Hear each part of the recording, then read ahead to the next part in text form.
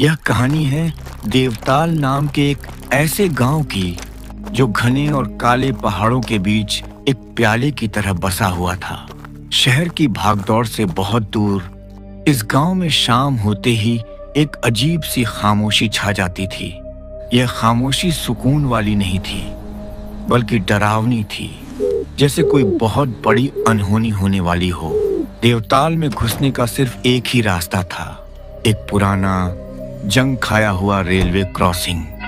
हैरानी की बात यह थी कि इस क्रॉसिंग के ट्रैक पर पिछले 30 सालों से कोई ट्रेन नहीं गुजरी थी।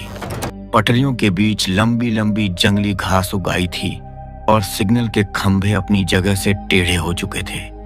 लेकिन गांव का हर इंसान जानता था कि भले ही पटरियों पर ट्रेन नहीं आती, पर रात के ठीक 11:30 बजे उस क्रॉसिंग पर कुछ ऐसा होता है जिसे देखने वाले की सुबह कभी नहीं होती।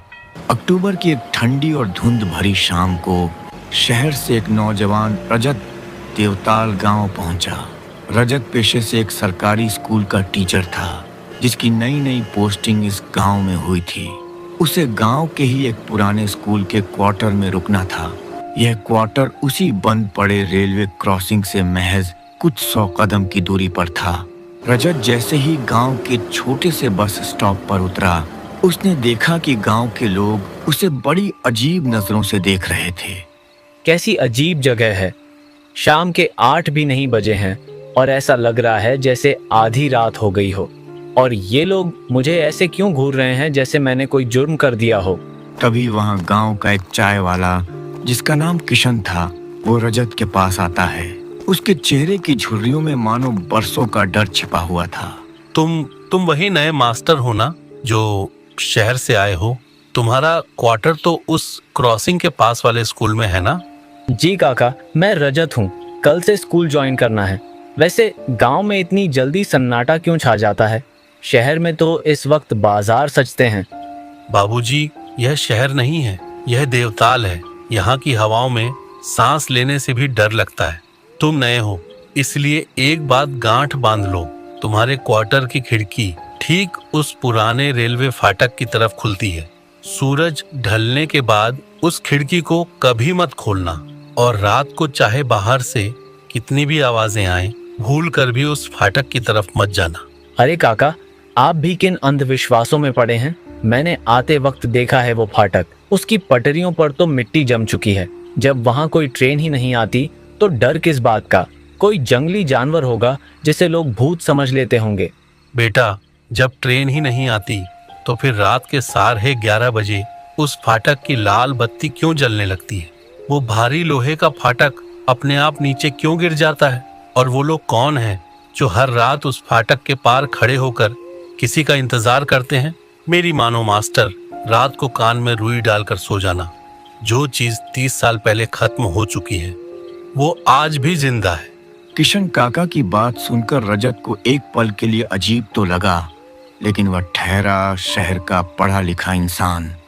उसने काका की बातों को गांव वालों का वहम समझा और अपने क्वार्टर की तरफ चल दिया। जैसे जैसे वह रेलवे क्रॉसिंग के करीब पहुंच रहा था, हवा में एक अजीब सी ठंडक बढ़ती जा रही थी।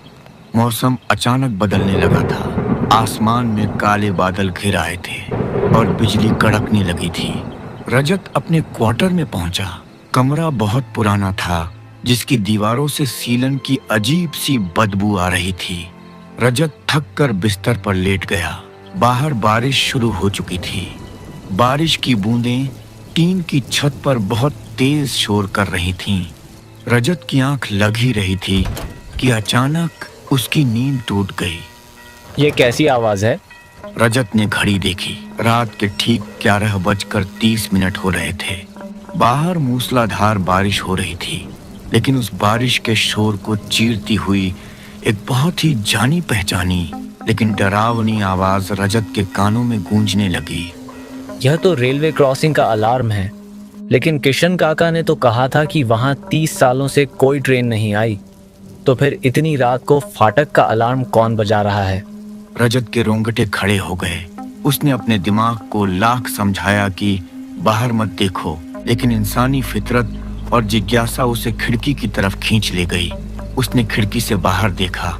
बाहर का नजारा देखकर रजत के पैरों तले जमीन खिसक गई। उसका खून जैसे बर्फ की तरह जम गया। हे भगवान, ये क्या है?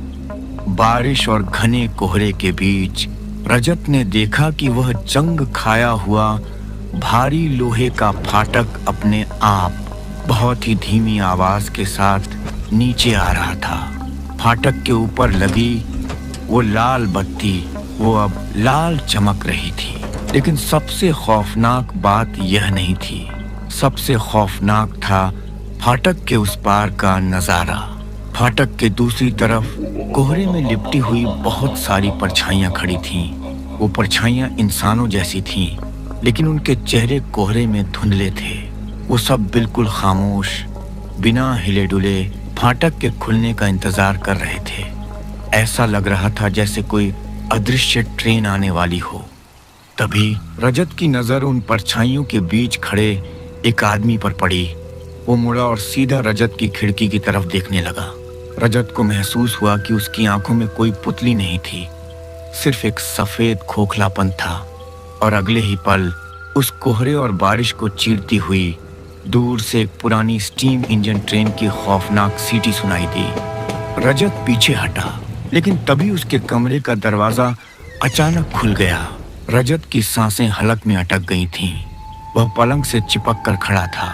उसने देखा कि दरवाजे की चौखट पर कोहरे के बीच से एक धुंधला सा साया उभर रहा था।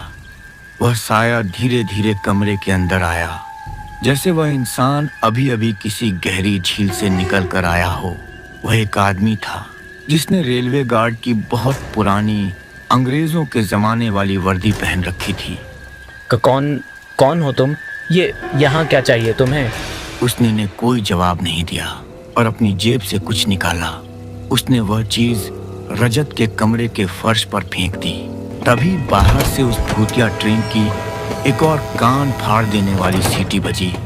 हवा का एक तेज बवंडर कमरे में आया और रजत को धक्का लगा, जिससे उसका सिर दीवार से टकराया और वह बेहोश होकर गिर पड़ा। अगली सुबह जब रजत को होश आया तो सूरज की किरणें उसके चेहरे पर पड़ रही थीं। उसका सिर दर्द से फटा जा रहा था। वह हड़बड़ा कर उठा। कमरा बिल्कुल अस्त व्यस्त था, लेकिन दरवाजा अंदर से बंद था। कुंडी बिल्कुल वैसे ही लगी थी जैसे उसने रात को सोने से पहले लगाई थी। ये क्या था? क्या वह सब सिर्फ एक बुरा सपना था? हाँ, मेरी पहली रात थी। थकान और किशन काका की डरावनी बातों ने मेरे दिमाग पर असर कर दिया होगा। रजत ने खुद को तसल्ली दी, लेकिन तभी उसकी नजर जमीन पर पड़ी और उसके पैरों तले जमीन खिसक गई। फर्श के बीच में पड़ी थी एक छोटी सी चीज। रजत ने पास से उसे देखा। वह रेलवे का एक पुराना गत्ते वाला टिकट था। ये कैसा टिकट है? इस पर तो तारीख 20 अक्टूबर 1994 की है और यह लाल रंग से क्या लिखा है? काल एक्सप्रेस वन वे, देवताल से पाताल तक और पैसेंजर का नाम। रजत की आवाज गले में ही घुट गई। उस 30 साल पुराने आधी जली हुई टिकट पर जो नाम लिखा था, वह नाम था रजत। रजत का दिमाग सुन्न पड़ गया था। वह किसी तरह तैयार होकर स्कूल पहुंचा। देवताल का वह सरकारी स्कूल भी किसी खंडहर से कम नहीं लग रहा था। अजीब बात यह थी कि स्कूल के बच्चे बहुत शांत थे। कोई खेल नहीं रहा था, कोई शोर नहीं मचा रहा था। सारे बच्चे बस अपनी अपनी जगह पर बैठे हुए उस रेलवे क्रॉसिंग की तरफ एकटक घूर रहे थे। रजत सीधा स्कूल के हेडमास्टर विद्याधर के ऑफिस में गया। विद्याधर एक बहुत ही उम्रदराज सख्त इंसान थे। सर, मुझे यह गांव छोड़ना है। मेरा ट्रांसफर वापस कर दीजिए। यह जगह इंसानों के रहने लायक नहीं है। रात को उस क्रॉसिंग पर मैंने कुछ बहुत डरावना देखा है। बैठ जाओ मास्टर रजत। शहर के लोगों का दिल बहुत कमजोर होता है। मैंने तुम्हें पहले ही चेतावनी दी थी कि यह गांव सामान्य नहीं है। क्या देखा तुमने रात को? क्या फाटक अपने आप गिरते हुए देखा? सिर्फ फाटक गिरते नहीं देखा सर। एक सड़ा हुआ गार्ड मेरे कमरे में आया था। दरवाजा बंद होने के बावजूद और उसने उसने मुझे यह दिया है।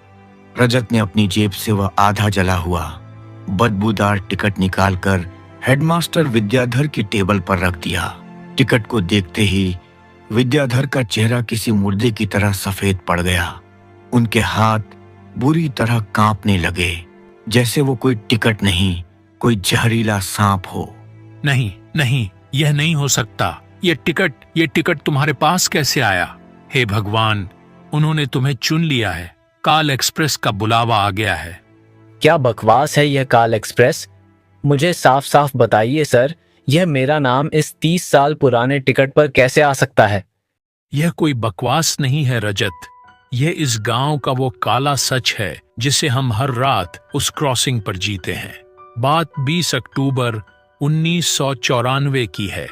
उस रात भी ऐसी ही मूसलाधार बारिश हो रही थी। देवताल से होकर गुजरने वाली आखिरी ट्रेन पैसेंजर 404 रुपये आशार आ रही थी, लेकिन उस रात रेलवे क्रॉसिंग का गार्ड शराब पीकर सो गया। उसने फाटक नहीं गिराया और न ही लाल बत्ती जलाई। उसी वक्त पहाड़ों से एक बड़ा लैंडस्लाइड, भूस्खलन हुआ और पटरियां टूट गईं। अंधेरे में ट्रेन के ड्राइवर को टूटी हुई पटरियां नहीं दिखीं।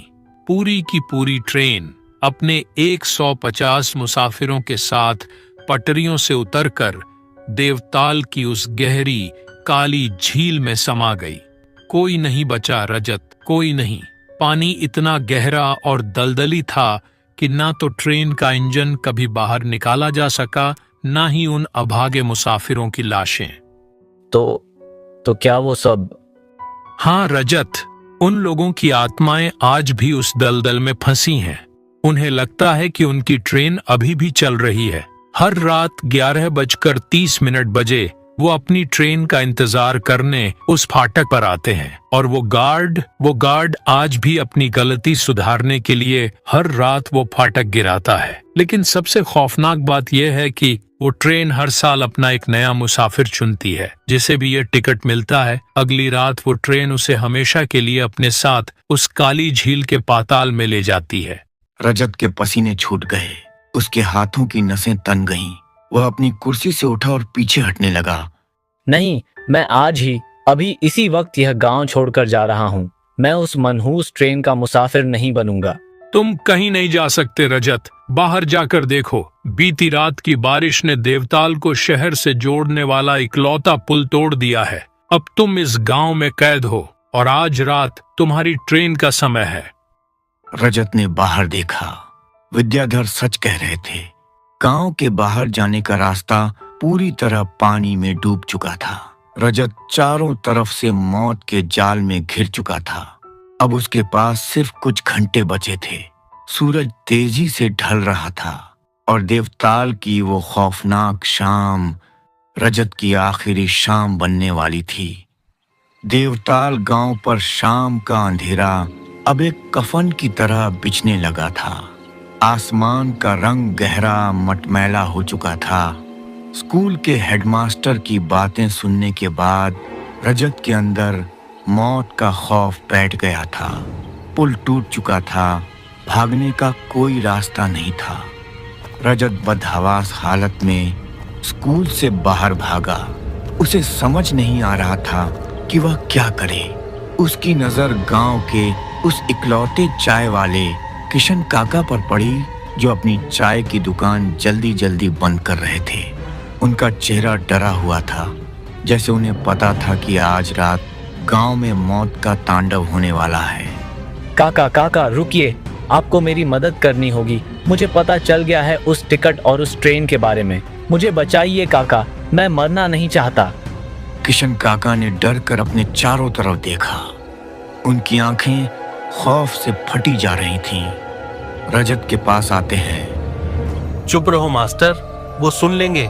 हवाओं के भी कान होते हैं यहाँ। तुमने वो टिकट ले लिया है। अब तुम्हारा इस गांव से जिंदा जाना नामुमकिन है। आज रात 11:30 बजे वो गार्ड तुम्हें लेने तुम्हारे कमरे में आएगा और तुम्हें उस काल एक्सप्रेस में बैठाकर हमेशा के लिए झील के पाताल में खींच लेगा। तो क्या कोई रास्ता नहीं है? क्या मुझे चुपचाप अपनी मौत का इंतजार करना होगा? कोई तो तरीका होगा उस श्राप को तोड़ने का। किशन काका कुछ देर खामोश रहे। उनके चेहरे पर एक अजीब सी कश्मकश थी।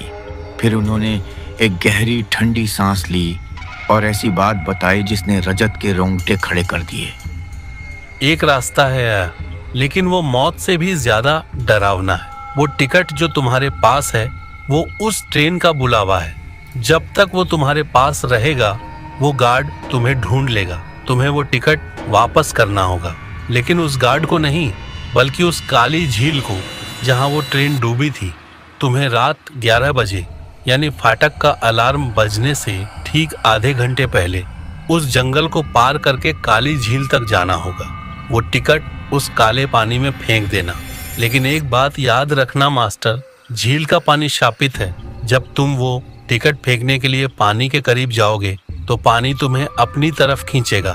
पानी के अंदर से तुम्हें वो आवाजें सुनाई देंगी जो तुम्हें सबसे ज्यादा प्यारी हैं। तुम्हें उन डूबते हुए लोगों के चेहरे दिखाई देंगे। लेकिन चाहे कुछ भी हो जाए, भूल कर भी उस पानी के अंदर मत देखना। अगर तुमने पानी में आंखें मिला ली तो टिकट बाहर रह जाएगा और तुम अंदर चले जाओगे। किशन काका यह कहकर वहां से घने अंधेरे में गायब हो गए। रजत अकेला खड़ा रह गया। समय तेजी से बीत रहा था।